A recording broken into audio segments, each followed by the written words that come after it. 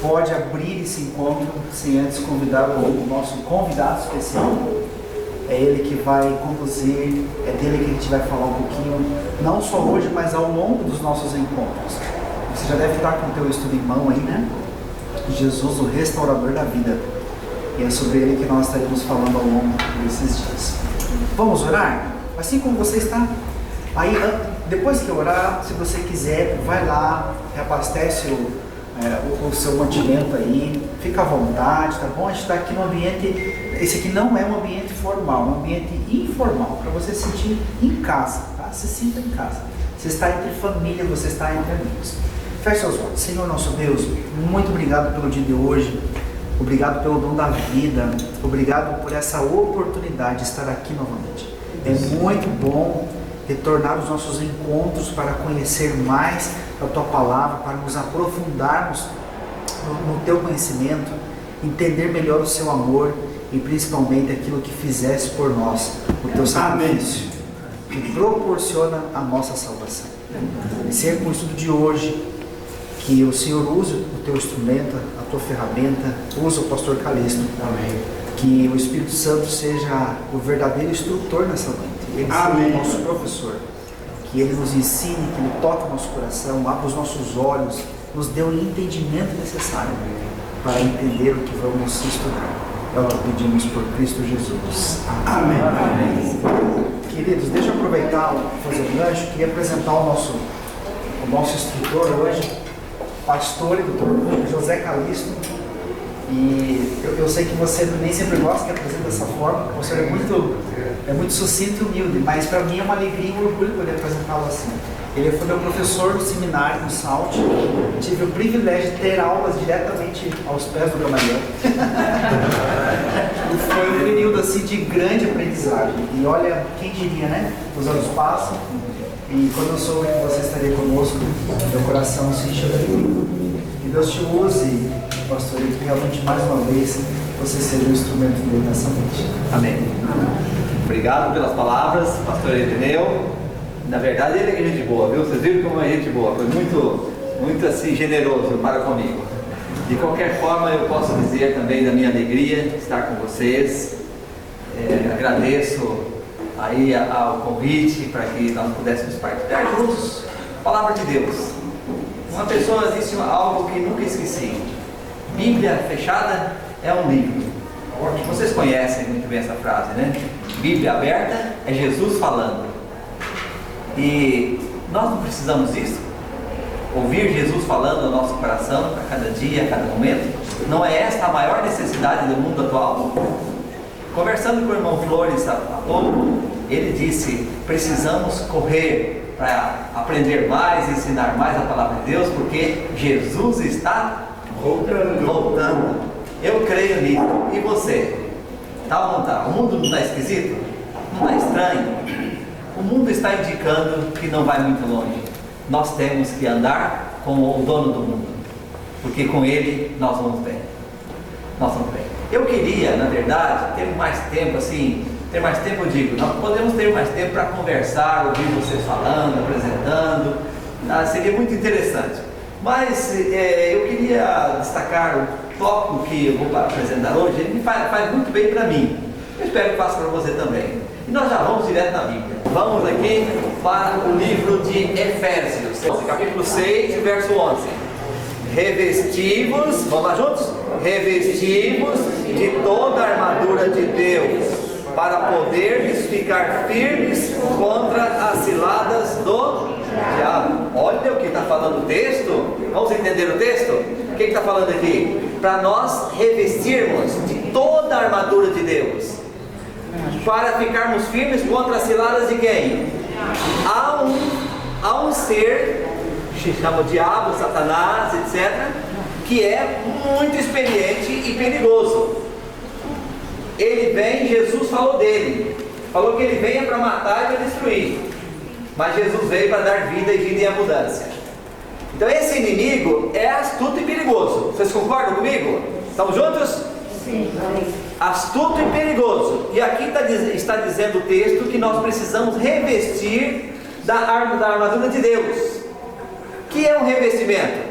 Cadê os construtores aí, né? revestimento é simples, né? A pessoa reveste uma parede, tudo mais.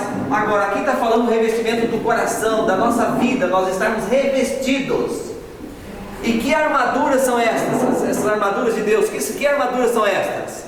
Aqui o próprio texto fala, né? No verso 14 agora. Vamos juntos? Verso 14, está pertinho aí, né? Já acharam então? Vamos mais? Então vamos lá.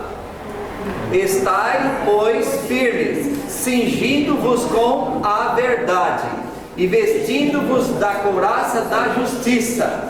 Então o texto menciona aqui, no verso anterior falou que era para revestir, certo? Estão comigo? Sim. Aqui já está falando para cingir. Cingir, olha o texto, cingindo-vos com a verdade. A primeira armadura que põe aqui se chama verdade. Vocês concordam? Tá bem, o que é cingir?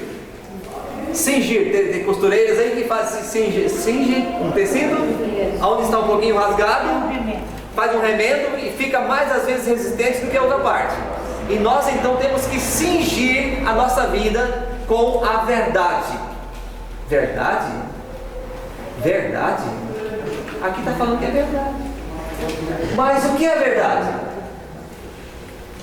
Hoje, muitos falam que a verdade é relativa. Será que não existe verdade? Verdade é relativa, cada um tem a sua, cada um sabe. Verdade é que você pensa ser e está tudo bem? Olha, na Bíblia, vamos para São João, capítulo 18, 38. Vamos lá? Vamos ler juntos? Olha só, um dia Pilatos chegou para Jesus e fez uma pergunta. Que pergunta ele fez? Perguntou-lhe Pilatos, que é a... Essa foi a pergunta de Pilatos. O que é a verdade? Ocorre uma coisa, que ao Pilatos perguntar para Jesus, no verso seguinte fala assim: e tendo dito isto, foi conversar com os judeus, retirou-se e foi estar com os judeus. Ou seja, nem esperou Jesus dar a resposta do que é a verdade e ele já caiu fora, porque a verdade bateu e não entrou no coração dele. E é assim que acontece em muitos casos, é ou não é? A verdade, alguns quer saber, quem é verdade, mas não quer viver e corre dela, corre da verdade. E aqui Pilatos fez isso. O problema é que quem corre da verdade, uma hora vai deparar com ela. E mais tarde, 3 anos depois, Pilatos tirou a própria vida. Não tem jeito. O autor da verdade precisa estar no nosso coração, que é Jesus. Nós vamos ver que isso aqui é mais à frente. Tá bom? Agora nós já vimos aqui, então, que precisamos cingir, porque tem um diabo que está tentando e ele não escolhe ninguém, vai no hospital, mexe com doente, mexe com criança, mexe com adulto, não escolhe idade, ele tenta acabar com tudo. O papel dele é destruir, conforme Jesus falou. Então nós precisamos estar cingidos com a verdade, descobrir a verdade e vivê-la no nosso coração. Isso é o que Jesus espera. Você concorda? É certo ou não é certo? Então aqui nós vemos esse ponto. Agora, vamos aqui para um outro detalhe. Eu vou sair um pouquinho desse caminho, mas eu volto, tá? Só para fazer aqui uma pontezinha nesse item. Como dizia, né, pastor Egineu? Abriu a janelinha. Na sala de aula eu gostava de abrir janelas assim. E vamos abrir uma janela aqui. Quem pode ser batizado? São Marcos capítulo 16. Depois vocês vão entender por que eu estou falando isso, tá bom? Vamos de novo, vamos começar de novo. Quem crer e for batizado será salvo. Quem, porém, não crer será condenado. Então, a porta da salvação está aqui. Encontrou a porta da salvação? Você quer ser salvo? Quem crer e for batizado. Então o batismo é a porta. Você está vendo? É a porta, o batismo é a porta. Está aqui, o texto está dizendo. Agora vem um detalhe. Quem crer e for batizado será salvo. O diabo crê? Vamos para Tiago. Vai para Tiago agora, capítulo 2, verso 19. Lá no finalzinho, quase no final da Bíblia. Vamos lá. Tiago, capítulo 2, verso 19. Depois de Hebreus, perto de Pedro. Olha o que o texto fala. Crês tu que Deus é um só? Fazes bem. Até os demônios creem e tremem. Pronto. Então, se eles creem, eles podem ser batizados? Você não leu um texto anterior que diz assim: quem crer e for batizado será salvo? Leu ou não leu? Sim. Mas aqui está dizendo que os demônios creem e tremem. Então eles podem ser batizados? Claro que não, muitos vão dizer. Mas por que não? Vamos achar na Bíblia por que não? Vamos? João, é o João Grande, tá? João Evangelista, é o livro de João dos Evangelhos, capítulo 8, verso 44. Por que eles não podem ser batizados? Essa é a pergunta. E agora vamos para a resposta. Fechou? Já veio, beleza? Vamos juntos? Olha só, Jesus aqui estava falando com os fariseus, tá? Ele foi muito duro com os fariseus. E olha só o que ele disse. Posso ler? Podemos ler? Vocês também, vamos lá. Vós sois do diabo, que é vosso pai, e quereis satisfazer os desejos. Ele foi homicida desde o princípio e jamais se firmou na verdade, porque nele não há verdade. Quando ele profere mentira, fala do que lhe é próprio, porque é mentiroso e pai da mentira. Aqui está o ponto. Por que o diabo não pode ser batizado e nem os demônios? Vocês conhecem, vai ter um estudo só falando sobre de onde eles vieram. Eles eram seres perfeitos do céu, preferiram abandonar o caminho de Deus, abandonou a verdade e se tornaram verdadeiros mentirosos. Se você conhece o mentiroso, é filho dele, porque ele é o pai, ele mente mais ainda.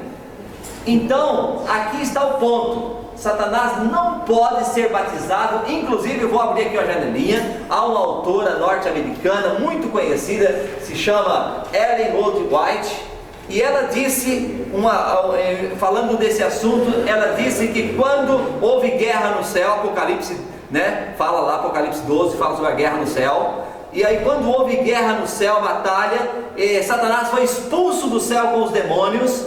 E quando ele foi expulso, em um momento ele queria voltar para a posição que ele tinha anteriormente. E então um anjo intermediou uma entrevista, e na entrevista o diabo focou e fez a seguinte afirmação: deixe que eu volte para o lugar onde eu estava e nunca mais eu vou me rebelar. E Jesus, conhecendo o intento do coração do inimigo, porque ele conhece o nosso coração, conhece o coração de todos os seres que vivem, anjos e seres humanos, e Jesus, com lágrimas nos olhos, disse: nunca mais haverá no céu lugar para você e para os que se rebelaram. Passou a oportunidade deles. Eles tiveram pontos de prova e não se firmaram no lado de Deus, decidiram. E Deus, conhecendo tudo, disse: nunca mais, com lágrimas nos olhos, porque Jesus sabia que eles não tinham um arrependimento sincero. Jesus sabia disso. Então Jesus disse: nunca mais. Aí o diabo fez a outra pergunta: como ficará o céu sem a nossa presença? 1/3 dos anjos, são muitos anjos. E então Jesus disse: eu estou criando o ser humano, e aqueles que me aceitarem vão morar no céu, no lugar dos anjos caídos. E lá tem um lugar para você. Lá tem um lugar para você. Amém? Amém? Eu creio nisso. E é muito em breve. O que há de vir, virá e não tardará. É bíblico. Hebreus fala isso. Você está entendendo? Então, voltamos aqui à pergunta: por que o diabo e seus anjos não podem ser batizados? Porque eles não se firmam em quê? Na verdade. Fique atento a esse ponto aqui. Eles não se firmam na verdade. Agora vamos a uma outra pergunta. A pergunta é a seguinte. A pergunta já foi feita por Pilatos. Vamos só repeti-la. Qual foi a pergunta de Pilatos? O que é a verdade? O que é a verdade? Então nós vamos agora descobrir. O apóstolo Paulo disse que Deus tem uma igreja com a verdade. Pastor Calixto, sério? E qual é o nome dela? Deus não deu nome para ela. Porque se desse nome, o diabo ia lá e encheria de anarquia, sujeira. Mas Deus deu características dessa igreja. E nós vamos tentar descobrir. Quer ver? Vamos agora o que Paulo falou. 1 Timóteo 3,15. Vocês que vão me autorizar. Então vamos. Para que, se eu tardar, fique ciente de como se deve proceder na casa de Deus, que é a igreja do Deus vivo, coluna e baluarte da verdade. Perfeitamente. O que Paulo falou aqui? Ó, gente, para que vocês fiquem cientes, e para que, se eu tardar, vocês agora devem saber como proceder na casa de Deus, que é a igreja do Deus vivo, coluna e baluarte da verdade. Esta é a igreja. Agora eu tenho que ir atrás dela. Eu não tenho. Eu tenho, porque é a igreja do Deus vivo, que é coluna e baluarte da verdade. O meu pai, um dia, se deparou com essa situação. Ele quis saber da verdade. E um líder religioso mostrou, irmão Flores, para ele, sabia? Um líder religioso mostrou o caminho direitinho. Daqui a pouco eu até posso acrescentar um detalhe. Mas aqui, Paulo então declarou: a igreja do Deus vivo, que é a coluna e baluarte da verdade. Pastor Irineu, vamos trabalhar um pouquinho? Você está aí, tranquilo, uma filhinha, isso é muito bom, mas eu vou convidar você agora para me ajudar. Vamos aqui. Vamos colocar então, vamos construir aqui, vamos fazer uma construção agora. E vamos começar então com a base aqui. Você pode fazer aí então uma viga aí. E coloca 1 Timóteo 3,15 como fundamento. Tá bom? 1 Timóteo 3,15. Pode passar mais um risco aqui e fazer então, colocar o texto que nós já lemos. Para que, se eu tardar, fique sabendo como deve proceder na igreja de Deus, que é a coluna e baluarte da verdade. Então nós vamos aqui. O texto que nós lemos está aqui na base. 1 Timóteo 3,15. Pode pôr no meio, se você quiser, fica à vontade. Agora vamos então atrás dessas colunas. Eu tenho que achar a igreja, a coluna. Onde estão as colunas? Quais são? Primeira coluna, Jeremias 10,10. Pode abrir, é o Antigo Testamento. A igreja tem que ter a coluna e baluarte da verdade. Então ela tem uma estrutura. Aí você vai ver essa estrutura e o primeiro texto agora, a primeira coluna, Jeremias 10,10. Vamos lá? Vamos juntos. Mas o Senhor é verdadeiramente Deus. Ele é o Deus vivo e o Rei eterno. Do seu furor treme a terra e as nações não podem suportar a sua indignação. Então o que esse texto me falou? Que Deus é um Deus verdadeiro, vivo e verdadeiro. Então você vai falar: olha, Calixto, vai para um caminho que tenha Deus como Deus verdadeiro, aceite a Deus como Deus verdadeiro. Eu preciso de que esta igreja tenha essa coluna, sim ou não? O profeta Elias falou que tão certo como vive, não vamos achar esse texto não, mas está em 1 Reis 17:17. Tão certo como vive o Senhor Deus, perante cuja face estou. Meus irmãos, meus amigos, nesse tempo do fim, o mundo precisa ver que Deus está com você e você está com Ele. O resto é brincadeira, o resto é detalhe. Você concorda? Nós precisamos disto, dessa segurança. Tão certo, Elias tinha essa segurança. Elias tinha ou não tinha? Ele chegou a dizer: tão certo como vive o Senhor Deus, perante cuja face estou. Ele andava sempre na face de Deus. Irmãos, amigos, nós precisamos nesse tempo do fim é disso. O resto é detalhe. Saber que nós temos um Deus e nós temos respeito, reverência e temor para com Ele. Eu temo esse Deus. Muitos às vezes estão brincando. Deus é aquele amigão. Deus é um amigão. Deus é um Deus de amor. Deus é um Deus de amor, é verdade. Mas Ele é um Deus justo. Ele é um Deus justo. Ele quer filhos comprometidos com Ele. Você concorda? Ele quer, eu falo isso, estou falando para você, mas estou falando para mim, mais do que tudo. Meu Deus, é isso que o Senhor quer. E Elias tinha esta dimensão, ele entendia. E o profeta Jeremias também falou aqui dessa forma, como eu já mencionei: mas o Senhor é verdadeiramente Deus. Nós precisamos disso e passar isso para o mundo. Vocês concordam? Primeira coluna, Jeremias 10:10. Então, Deus é o Deus verdadeiro. Alguns têm adorado por aí afora, pelo mundo afora. Nós vamos encontrar adoradores de outras coisas. Adoram pedras, pau, madeira, outros ídolos e tal. Não vou citar nomes, mas tem muitos ídolos por aí afora. Faz uma carrada. É uma carrada. No tempo de Cristo tinha também, né? O apóstolo São Paulo, por exemplo, né? Ao Deus desconhecido, ele falou: por quê? Lá em Roma tinha o panteão romano. Por que o panteão era o panteão romano? Porque cada um tinha um Deus. Mas tinha gente que não cabia Deus para todo mundo, e tinha lá Deus desconhecido. Paulo, por exemplo, ele falou assim: eu adoro Deus desconhecido. Desconhecido para eles, mas para Paulo não era desconhecido. Então tem muitos adoradores de diversas coisas no mundo, mas nós precisamos ter o quê? Deus verdadeiro.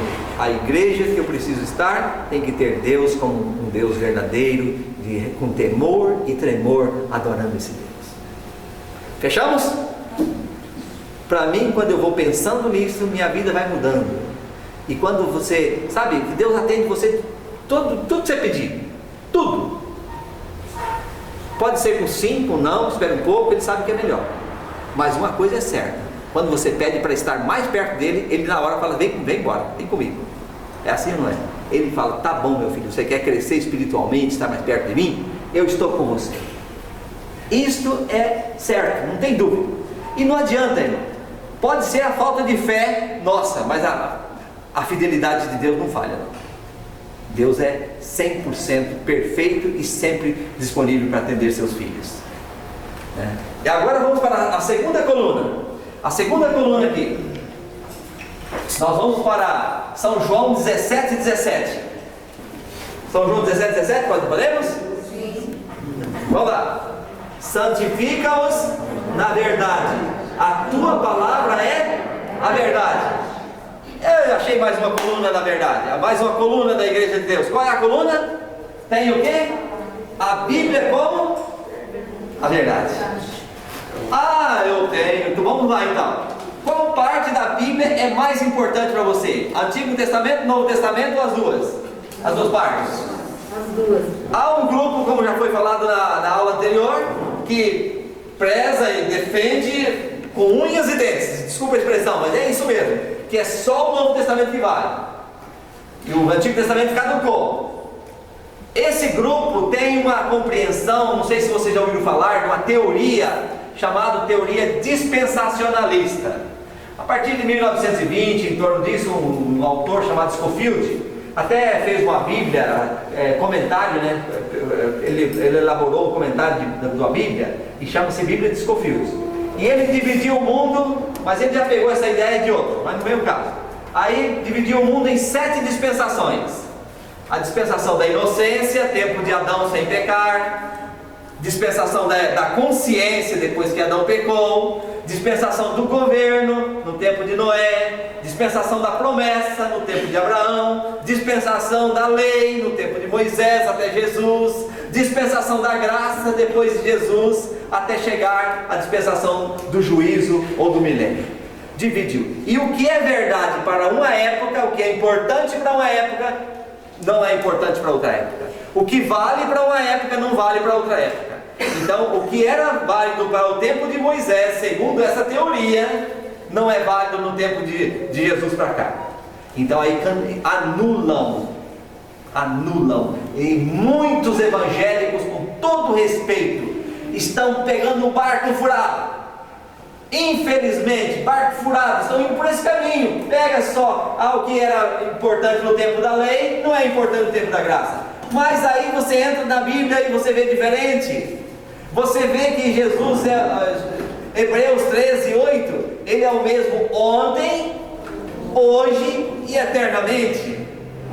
Malaquias, se eu não me engano, 3:7, eu, Senhor vosso Deus, não mudo, por isso não sereis consumidos. Então Deus não muda, Deus é o mesmo. Então a Bíblia Sagrada, no tempo atual, está sofrendo muitos problemas. Se nós tivermos aqui algum irmão que, com todo respeito, irmão, se for católico, se for evangélico, eu estou dizendo aqui na teologia, tá bom? Com todo respeito a todos, mas na teologia você vê que há uma demolição da Bíblia. Destrói o texto bíblico, porque eu interpreto do meu jeito. Espera aí, eu posso ter a aplicação da Bíblia do meu jeito, eu aplico, mas eu interpretando a Bíblia é auto-intérprete. Vocês concordam comigo? Vocês estão me entendendo? Ela que se auto-interpreta. Então alguém diz assim: mas isso aqui não é mais para o meu tempo, não é mais para agora tudo mudou. Espera aí, houve muitas mudanças, mas o que a Bíblia fala? Isaías 40, versos 6 e 7 ali: seca-se a erva, murcha-se as flores, mas a palavra do Senhor permanece eternamente, não tem. Então quem tem que mudar é o ser humano, não é a Bíblia, não. Somos nós que temos que mudar, fazer as devidas mudanças, os ajustes para estarmos de acordo com a palavra do Senhor. Então, qual é a segunda coluna que vocês vão indicar para mim? A igreja, estou à procura, estou atrás de uma igreja. Qual é a coluna? Bíblia. A Bíblia. A Bíblia é a verdade. Deus é a verdade. E Ele deixou a sua palavra como sendo o quê? A verdade. Eu gosto muito de pensar nisso. Eu tenho uma outra aula que fala sobre essa sequência da Bíblia, desde o tempo quando não tinha Bíblia, como Deus preservou o conhecimento, através das gerações que viviam quase 1000 anos, aí passava para o outro aquele conhecimento, e depois vinha até chegar em Moisés. Que coisa bonita! Depois da sequência de Moisés, não vamos entrar aqui, mas há uma coisa linda que chega até nossos dias, há uma corrente, nada se perde. Então, a Bíblia Sagrada é um ponto essencial. Agora vem um detalhe. Antigamente, no tempo de, vocês sabem, né, a Revolução Francesa, 1794, se eu não me engano, na Revolução Francesa, foi o tempo ali da razão, na Era da Razão que se chamava, vocês conhecem a história aí. E nessa Era da Razão, eles estavam deixando de lado a fé. A fé estava ficando de lado, e o trabalho foi esse, para tirar a fé, tirar Deus, porque muitas coisas que se ensinavam acerca de Deus vinha de tradição e não da revelação bíblica. Então o que fizeram? Amarraram na cauda de um burro o Antigo Testamento numa parte, e na outra parte amarraram a outra parte, o Novo Testamento. E aí fizeram um desfile grande para dar um adeus à Bíblia. E lá na Praça Central de Paris, tacaram fogo, queimaram milhares e milhares de Bíblias. Queimaram, acabando. Mas aí, 3 anos depois, os príncipes franceses fizeram uma contra-revolução lá e conseguiram trazer a Bíblia de volta. E aí, as sociedades bíblicas foram crescendo em várias partes do mundo, e hoje tem mais Bíblia do que se imagina. A questão toda agora é a seguinte: no passado houve crise por falta de Bíblia para serem lidas. Hoje existem Bíblias demais, mas o problema hoje é que cada um quer se interpretar de um jeito ou de outro, e está sendo um problema sério, porque a Bíblia está sendo toda fragmentada, toda pervertida, desculpa o termo, mas pervertida, né? Fazendo de um jeito, fazendo de outro jeito. Então nós precisamos olhar para esse fato. A Bíblia Sagrada, ela precisa ser lida, e ela tem que ser a sua auto-intérprete, dentro do contexto, porque se tirar do contexto, dá mal. Dá mal ou não dá mal? Alguém pega um contexto de uma coisa aqui, começa a ler e vai para aquele contexto. Então, essa autora que eu citei, Ellen White, ela fala que depende da maneira que nós buscamos a palavra, nós vamos ter um intérprete. Por isso que a igreja ora antes de começar, porque nós queremos um intérprete sendo divino, de Deus, e a própria Bíblia dando respostas para as nossas inquietações, para as nossas dúvidas, e não o eu acho. Eu sempre falava, mais vale uma grama de revelação do que uma tonelada de especulação.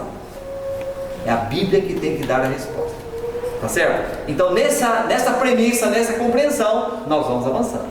Até aqui, estou trazendo mais dúvida ou está compreendendo? Tem alguma pergunta? Se tiver, pode fazer. Vamos andar mais um pouco então. A próxima coluna, São João capítulo 14, verso 6.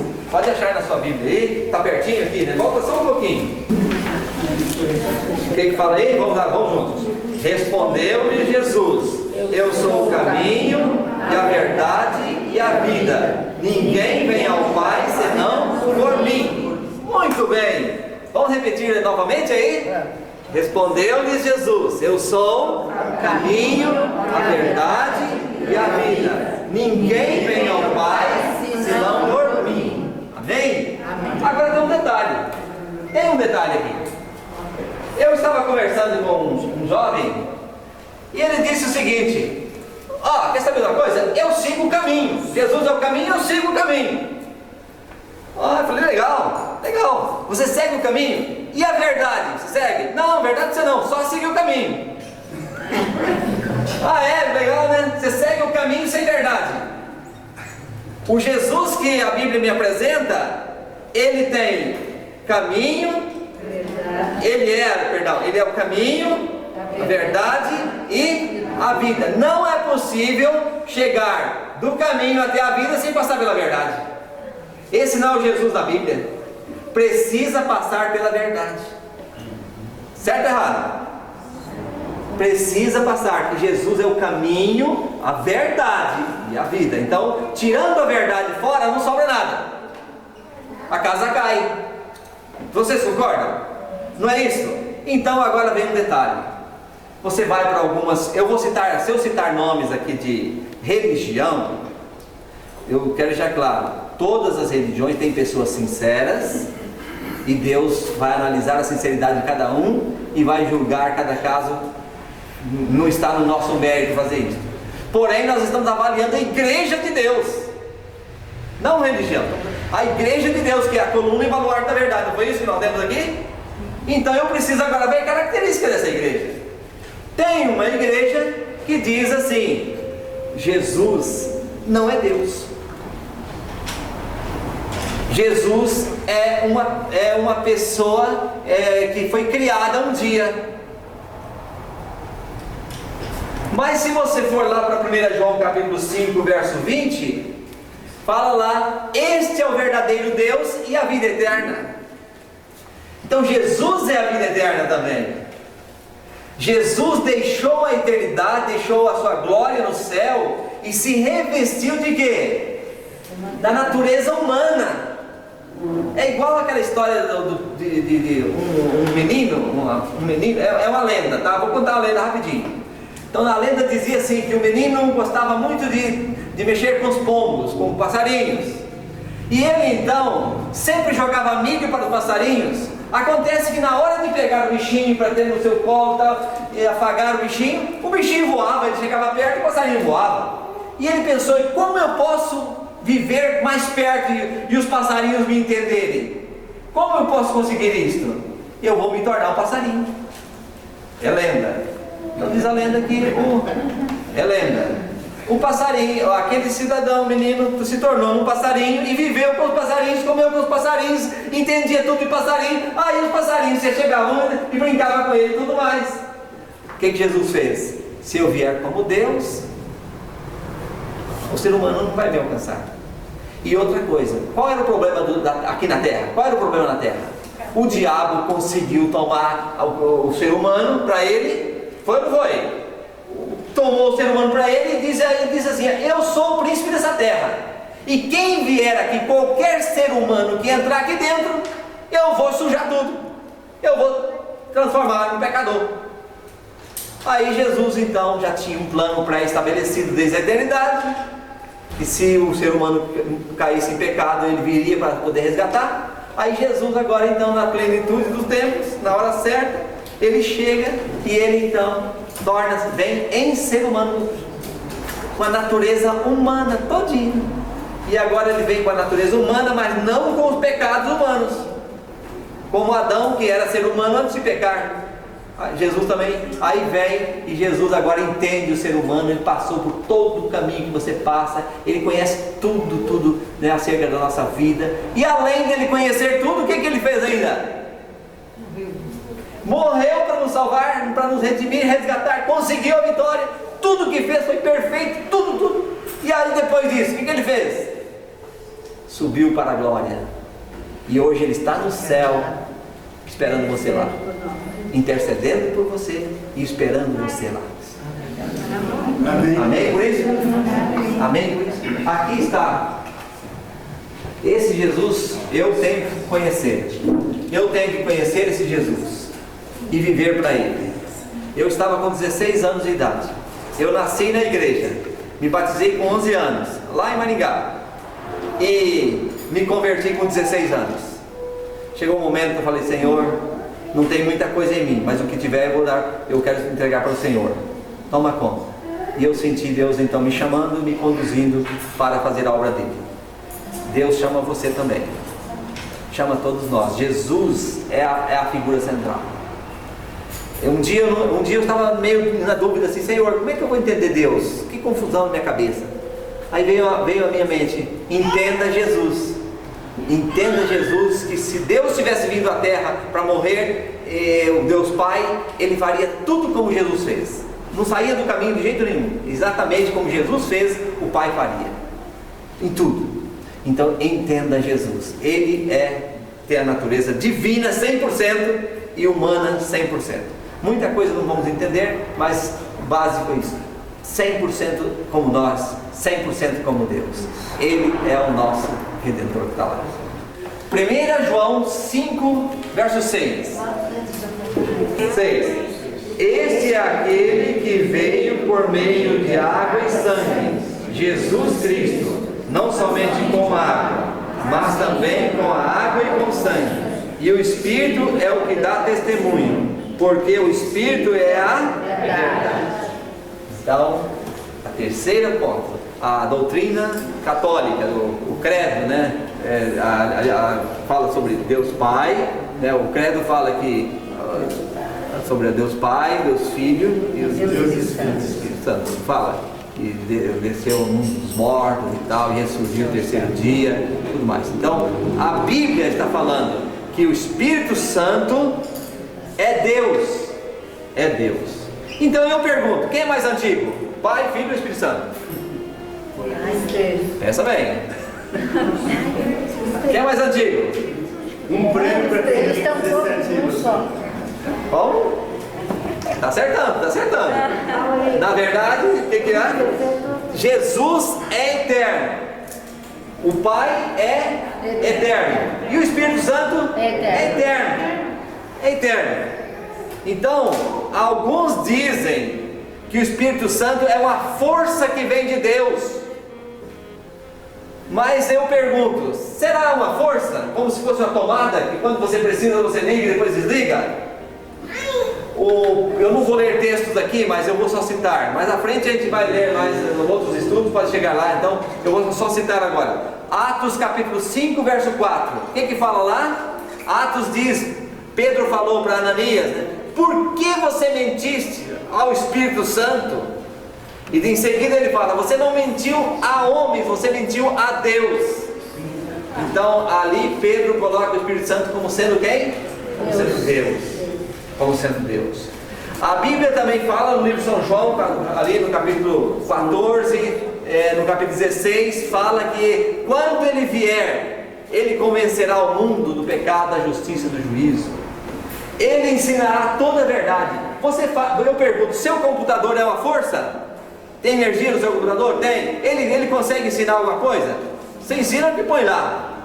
Mas aqui fala que o Espírito Santo, a Bíblia fala que ele entristece, ele ensina, ele guia. Então o Espírito Santo é o que? Deus. A igreja que eu estou atrás precisa também ter essa coluna. Qual é a coluna? O Espírito Santo é Deus, é eterno. Então nós precisamos de colunas aqui. Agora eu digo para você uma coisa: quase todas as religiões estão quase encaixando. Uma se perde um pouquinho. Essa aqui, a maioria das religiões cristãs segue essa aqui, essa doutrina sobre Deus sendo verdadeiro. A Bíblia dizem que segue, mas dá uma bambeada feia aí, desculpa a expressão. Vocês estão entendendo? Sai do modo de interpretar, é diferente, também tem que ter cuidado aqui. Essa aqui, Jesus dizem que aceitam Jesus, mas Jesus não é Deus. Outros aí tem um Jesus sem verdade, mas o Jesus da Bíblia tem verdade. E aqui então, essa terceira, Espírito Santo, há até mesmo no meio cristão, temos que abrir os olhos, porque há alguns que interpretam de forma diferente, dizendo que Jesus não é Deus. Nós entendemos, conforme nós mencionamos aqui, que Jesus é Deus. Deus Pai, Deus Filho, Deus Espírito Santo. Certo? Estamos juntos? Agora vamos para a última coluna. Salmos capítulo 119, versos 142 e o 151. Vamos lá, meio da Bíblia agora, Antigo Testamento. Vamos agora chegar aqui nesse verso. Esse é muito importante. Todos são importantes, mas olha o que ele diz aqui. Vamos juntos? A tua justiça é justiça eterna, e a tua lei é a própria verdade. O que é a própria verdade que está aqui? A lei de Deus. Verso 151 agora, mais embaixo, só um pouquinho, não muda a página da minha, nem precisa mudar a página. Fechou aí? Fechado? Então vamos lá. Tu estás perto, Senhor, e todos os teus mandamentos são verdade. Então, aí está o ponto. Aqui está o ponto. O pastor Eliel já colocou aqui. A lei de Deus está aqui. Esta agora, constrói a casa aí, pastor. Faz o telhado da casa aí. O pastor Eliel é engenheiro e trabalha melhor aí no sistema. Faz direitinho. Aqui está a casa do Senhor. Precisa ter. Pode ir. Tá no caminho. Isso, aí. Aqui está a casa do Senhor. Precisa dessas colunas. Você concorda que precisa ou não concorda? Precisa ou não precisa? Precisa.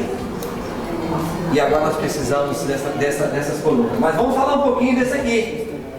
Dessa última. A lei de Deus. A lei de Deus foi sequestrada. A lei de Deus foi sequestrada. A lei de Deus foi atacada pelo inimigo e foi assim destruída praticamente. Hoje você vê em alguns segmentos religiosos aquela placa bonita. Aqui estão os que guardam os mandamentos de Deus. Agora, quando você vai pegar nos mandamentos ali, vai ver, cadê os mandamentos? Eu vou contar aqui com todo respeito. Meu pai, ele vivia na religião, e ele vivia na sinceridade. Tem muitas pessoas sinceras, tá?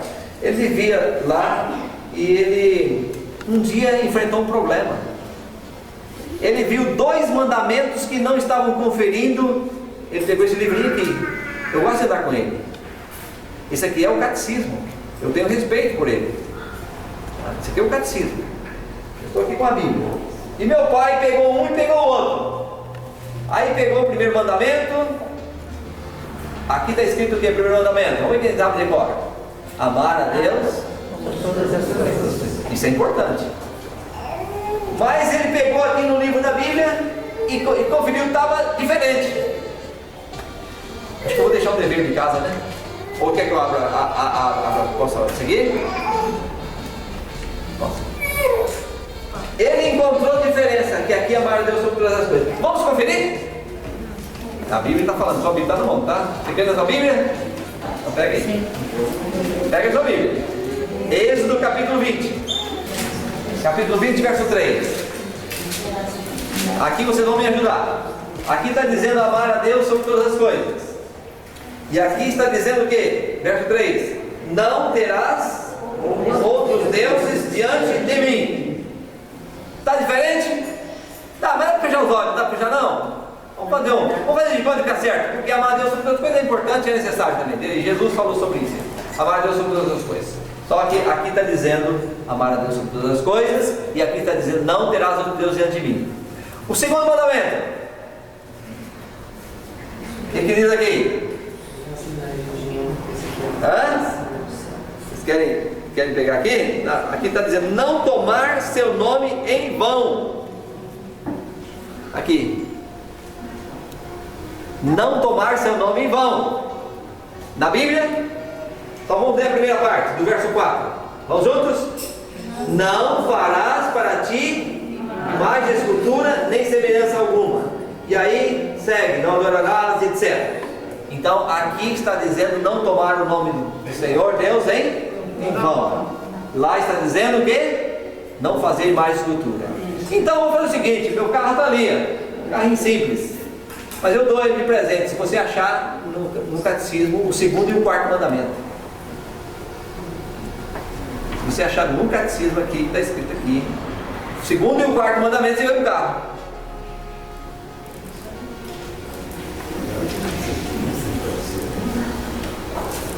Vai ficar sem carro. Tá? Ninguém vai achar? Tá aí, ué, tá aí. Sabe, meus irmãos, não está aqui. O segundo mandamento e o quarto. O que foi feito?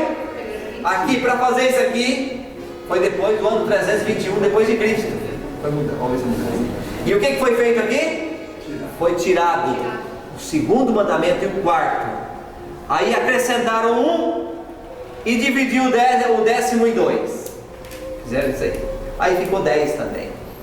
E qual mandamento foi acrescentado?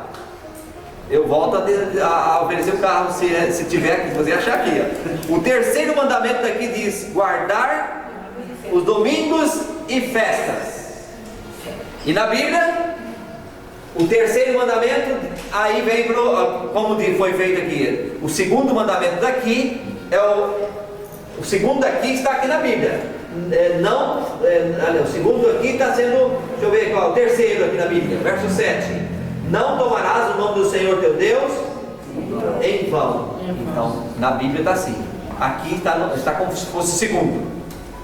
Agora, o terceiro do catecismo está dizendo: guardar os domingos e festas. E aqui na Bíblia, o quarto mandamento fala: lembra-te do dia do sábado para santificar. 6 dias trabalharás, para toda a sua obra. Agora eu vou dizer o que aconteceu com meu pai. Meu pai comparou os dois.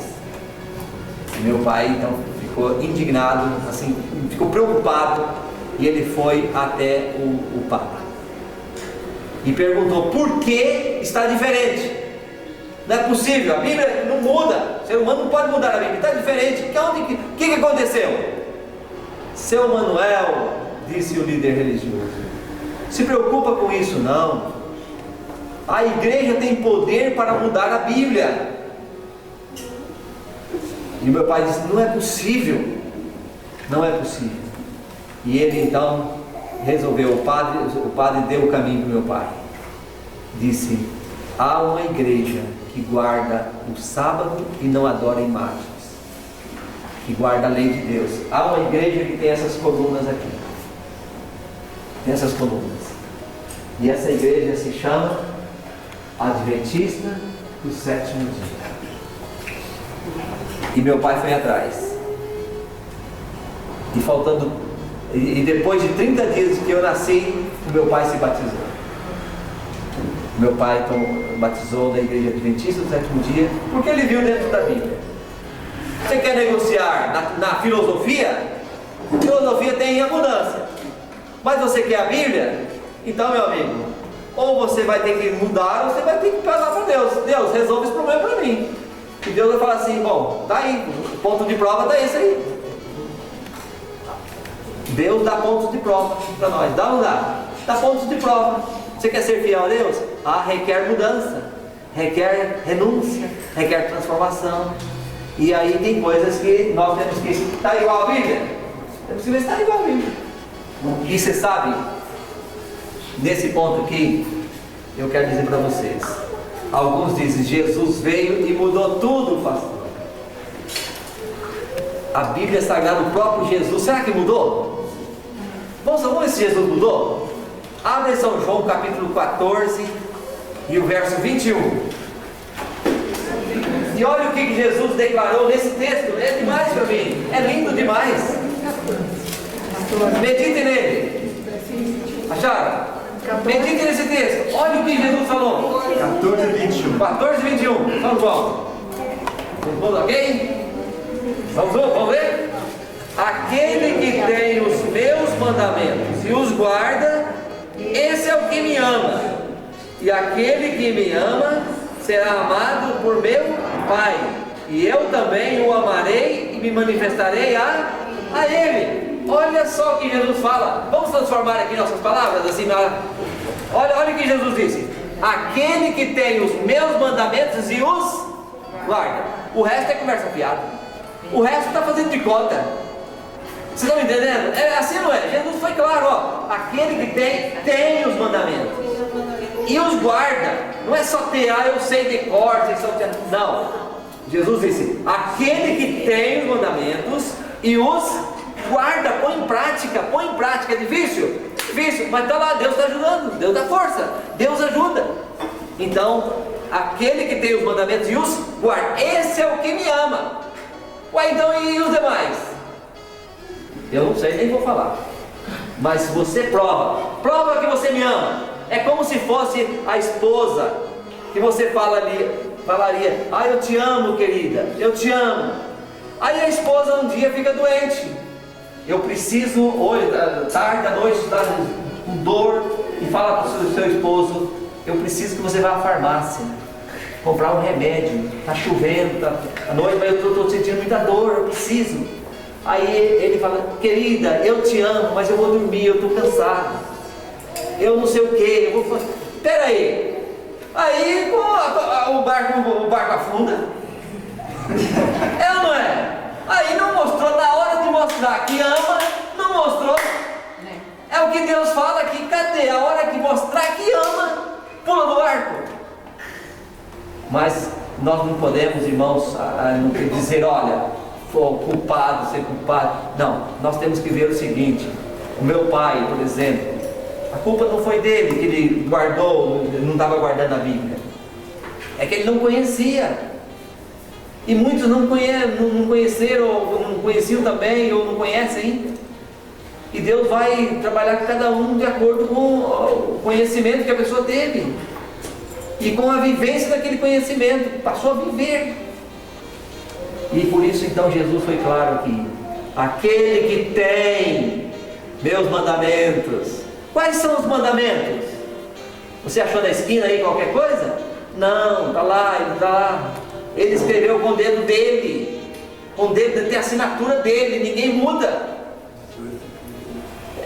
Como é que é, irmão? 18:31 de Deuteronômio, não, Êxodo 18:31. Lá diz: Deus escreveu com o dedo dele. Então tem a assinatura dele, está ali, não adianta querer mudar.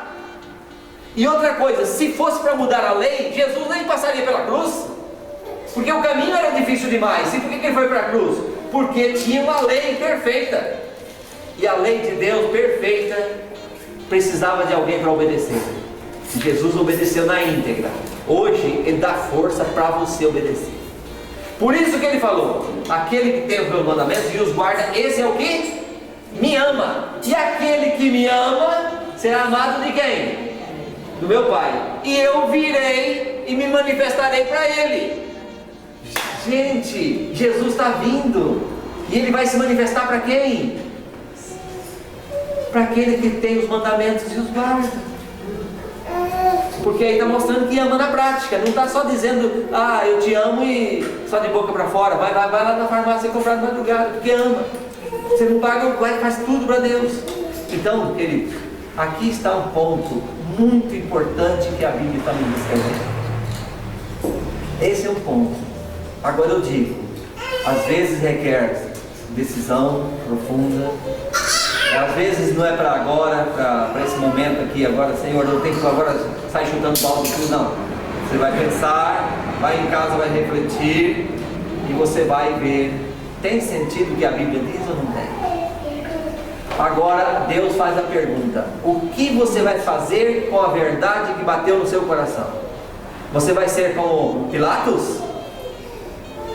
Pilatos fez isso. Foi embora. Não quis que a verdade entrasse no coração. Vocês viram? E agora, quais são qual a forma de nós nos protegermos contra os dardos inflamados do diabo? Agora vamos lembrar o texto inicial que nós lemos. Efésios falou o que lá? Revestindo-nos de toda a armadura de Deus. E depois falou que uma armadura é chamada verdade. Vocês estão entendendo? A verdade. E agora então a Bíblia nos apresenta as colunas da verdade. Então esse é o nosso Deus maravilhoso. Para mim isso é muito importante. E para você? E para você? Eu tenho certeza que cada um aqui já teve o seu grande encontro com Jesus. Já tomou a sua decisão. Mas se tiver alguém aqui ainda que está precisando disso, fale com Deus hoje, não sou eu que vou resolver. Eu tenho meu caso para resolver com Deus, você tem o seu caso. É cada um individualmente. Deus, eu quero viver na luz da tua palavra. Eu quero viver. E nós temos tido assim, passaríamos a noite falando sobre testemunhos de pessoas que se entregaram a Cristo, vivendo a sua palavra. Vivendo a sua palavra. Ah, mas isso é um peso. Não é um peso. Isto é uma alegria. É uma alegria. Porque estamos com a consciência tranquila, palavra do Senhor. Muito bem, nós conversamos um pouquinho agora sobre Deus. Agora vem aqui, vocês me ajudando na resposta. Vocês têm na Bíblia, 1 João 4,8, vocês têm aí o livrinho, pode levar para casa, pode conferir, tá bom? Então a pergunta é, qual é a essência do caráter de Deus? Qual é a essência do caráter de Deus? Quem vocês colocariam aí? Já leram o texto bíblico? Alguém leu? Nós não vamos ler aqui porque o tempo, para não se estender muito, mas você pode depois então procurar. Mas a essência do caráter de Deus é amor. Tá? O universo foi programado para amar. Deus é um Deus de amor. Então você pode escrever aí, Deus é amor. Qual foi a maior prova do amor de Deus a todo mundo? Eu não vou ler o texto da Bíblia agora, para não prolongaria bastante, mas vocês podem em casa, fica como dever. Já estou dando a resposta antecipada, tá? Não tem problema. Então vamos lá. Lá o texto fala assim: porque Deus amou ao mundo de tal maneira que deu seu Filho, seu Filho unigênito, para que todo que nele crê, não pereça, mas tenha a vida eterna. Então qual a maior prova do amor de Deus para esse mundo? O que vocês acham? Qual a maior prova do amor de Deus? Tudo bem, dar a vida eterna. Mas eu teria a vida eterna se eu não cresce? Eu vou ser salvo, né? Preciso crer. Agora, eu teria a vida eterna se Jesus não tivesse vindo? Não. Então o texto fala, porque Deus amou o mundo de tal maneira. Aí ele fala logo em seguida, deu seu filho. Então, enviou Jesus. Aí eu fiquei nessa daqui. Entendeu? Porque o texto já está induzindo, né? Deus amou o mundo de tal maneira que enviou Jesus. Enviou Jesus para salvar. Vamos? Agora a seguinte pergunta: o que Deus tem prazer? Deus tem prazer no castigo, na morte e na misericórdia. Olha só, mais à frente tem muita coisa para conversar sobre esse tema aí. Porque existem teorias por aí. Teorias dizendo que Deus é um Deus que está para vinga do ser humano, né, castigar, manda para o inferno, manda para o purgatório. Tem um monte de coisa assim. Né? E depois vai ter a teoria da morte também. Né? Muitos falam aí que a teoria platônica, vocês conhecem a teoria de Platão, né? Que o ser humano morre, mas não morre, reencarna. Tem uma série de coisas. Depois aí fala sobre corpo e alma. Alguns falam corpo e alma e espírito. Vamos chegar a esse dia também. Muito interessante o tema. O ser humano tem alma, ou ele é uma alma vivente, ou ele tem uma alma vivente. Então são temas assim. Eu só estou mostrando que são muito interessantes para serem discutidos, né, tratados aqui. Então, Deus tem prazer em quê? Olha, você conhece aquele elemento bandido ruinzinho, bem ruinzinho? Que você, quando ele morre, faz menos um na terra? Até para aquele Deus fala assim: eu não tenho prazer na morte dele, eu quero que ele se arrependa. Ezequiel 33:19 fala sobre isso. Não tenho prazer na morte do ímpio, mas que ele se converta. Esse é o prazer de Deus. Você pensou que Deus maravilhoso, né? Que Deus maravilhoso. Pergunta número 4. Quais são as 3 pessoas da divindade unidas em amor? Essa daí nós já falamos sobre, já demos essa resposta no decorrer da lição, do estudo. Deus Pai, Deus Filho, Deus Espírito Santo. O universo foi programado para amar. Isso nós não podemos esquecer. Você sabia que na pandemia eu estive pensando sobre esse assunto? E foi o seguinte, eu notei que a pandemia estava por todo lado, mas a agricultura se manteve, praticamente não foi afetada. Parece que Deus falou assim: bom, pandemia eu vou permitir que esse trem rode aí, mas eu não vou afetar o alimento de vocês. Deus manteve, dando chuva, né?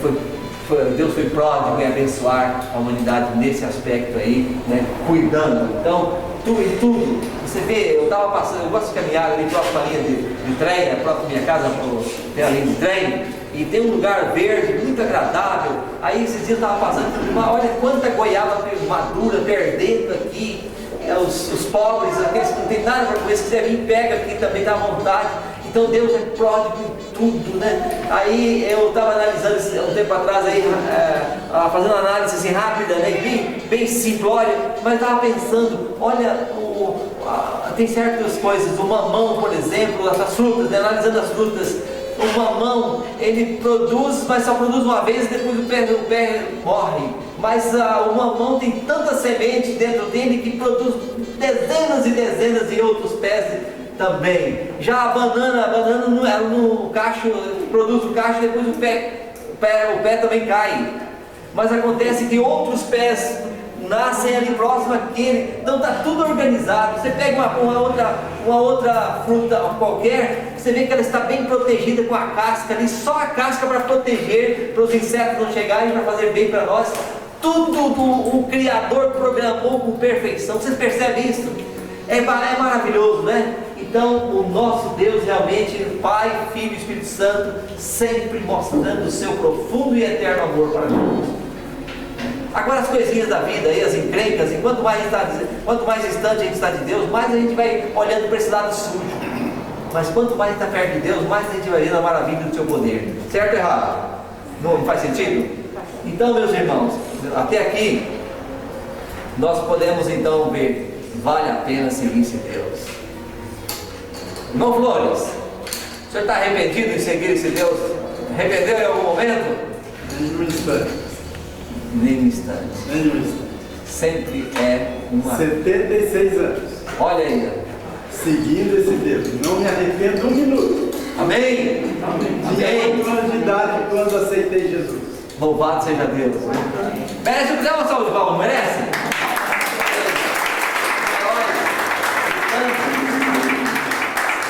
Isso é maravilhoso.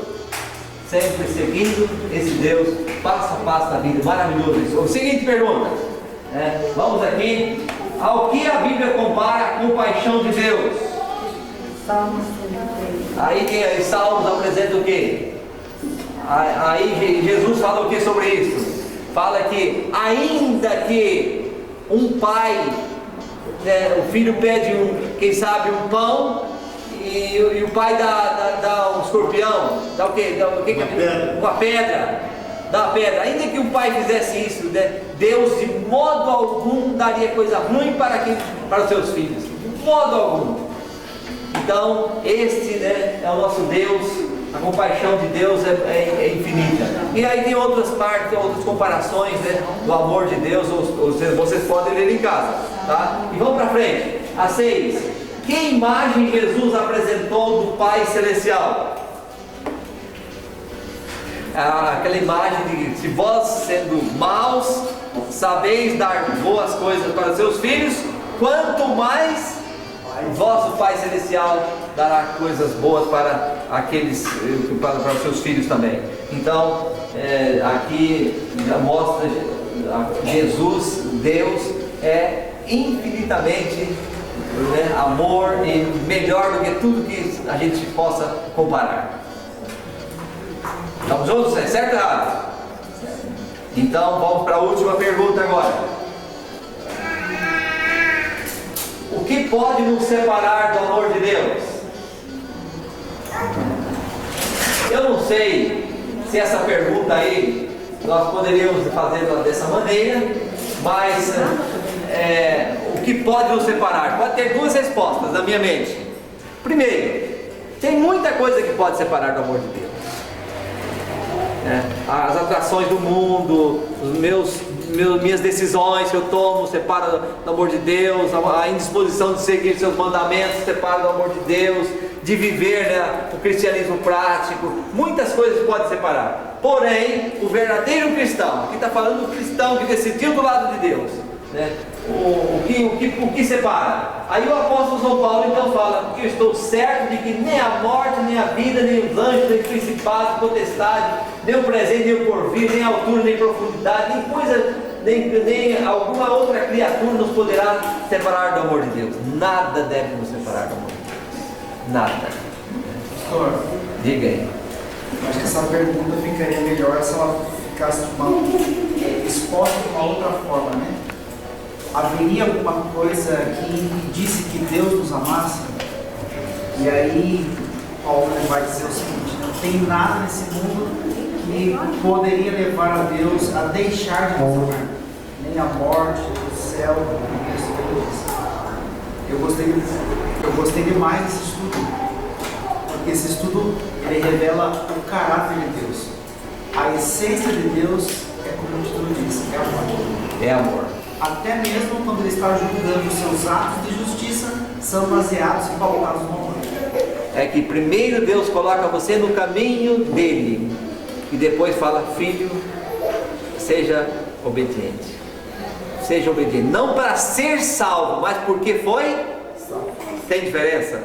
Tem diferença. Você foi salvo por Jesus. Jesus te amou tanto. Agora ele fala: filho, anda no meu caminho. Anda no meu caminho. E ele tem prazer em ver os seus filhos no caminho dele. E aí está, o caráter de Deus. É muito claro na palavra, na Bíblia Sagrada.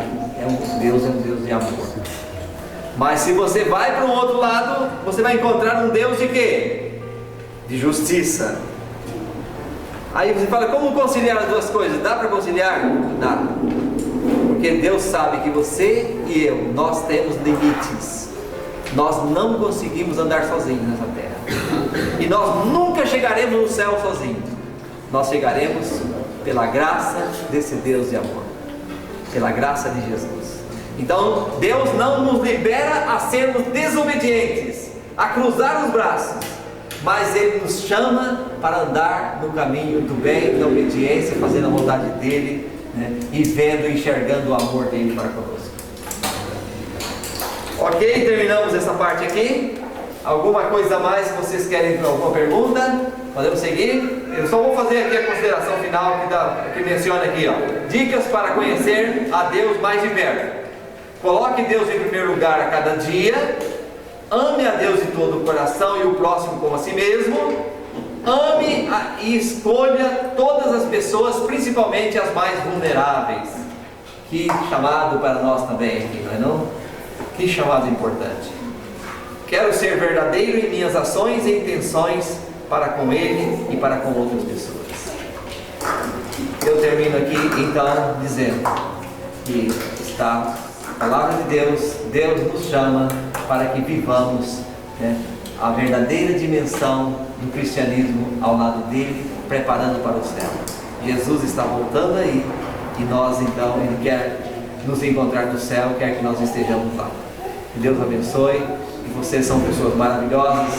Vocês foram tão assim participativos na intenção, fizeram poucas perguntas, mas demonstraram que compreenderam tudo ou nada. Mas eu acho que aprenderam boas coisas, devem ter ficado, Brincadeira à parte, muito obrigado. Deus abençoe vocês. Muito bem, que aula, Eu lembrei das minhas aulas de teologia, Que aula. Muito obrigado, pastor e doutor, por mostrar pra gente as colunas da verdade, mostrar o caráter de Deus para nós. Na semana que vem nós temos mais, aqui na terça-feira. Venham, tragam amigos aqui, a irmã Glória e esqueci, Dora, Graça e Jane. Trouxeram 3 amigas hoje, Que alegria. Muito obrigado. E assim nosso grupo vai crescendo. Temos uma família aqui mais também, está crescendo. convidados e vamos vir aqui na terça-feira que vem. Um abraço para todos. Obrigado. Olha só, querido. a Obrigado. maior alegria nossa é ver vocês no céu. E eu estou lutando para isso, e vocês? Vamos lutar. Todos nós. Estamos bem pertinho da final da estrada. A gente vê tudo indicando que Jesus está voltando. E nós, aquilo que a gente sabe, se é muito ou pouco, eu sei, eu considero que tem muita estrada para correr, para aprender. Mas aquilo que a gente sabe, vamos falar com nossos irmãos. Vamos dizer, Jesus está voltando. Vamos viver a dimensão da fé e da verdade que nós conhecemos. E Deus vai nos abençoar e vai nos recompensar com a vida eterna. E o título, Restaurando o Bem. Bem, É fantástico, fantástico. tá bom. Tá, o senhor faz uma oração para despedir esse povo bonito? Vamos lá, vamos fazer lá nessa oração então. Vocês querem ficar em pé ou sentados mesmo? Fique à vontade. Vamos orar, nossa Deus. Senhor, obrigado, porque o Senhor nos concede a oportunidade de conhecer mais os teus ensinos e nos preparar melhor para chegar no céu. Amém, Pai. Muito obrigado por todos os alunos que aqui estão. Amém. Todos que estão envolvidos no aprendizado, no conhecimento, e que cada um, Senhor, possa ter a porção do Espírito Santo para ter um melhor preparo, uma melhor compreensão daquilo que o Senhor espera para nós nesses últimos dias. Amém. Obrigado, Senhor, pela equipe que está trabalhando, preparando esse evento. Obrigado porque o Senhor nos ama. Obrigado porque Jesus morreu por nós. Amém. Despeça-nos a tua paz, a tua bênção, em nome de Jesus. Amém. Amém. Deus abençoe a todos. Amém.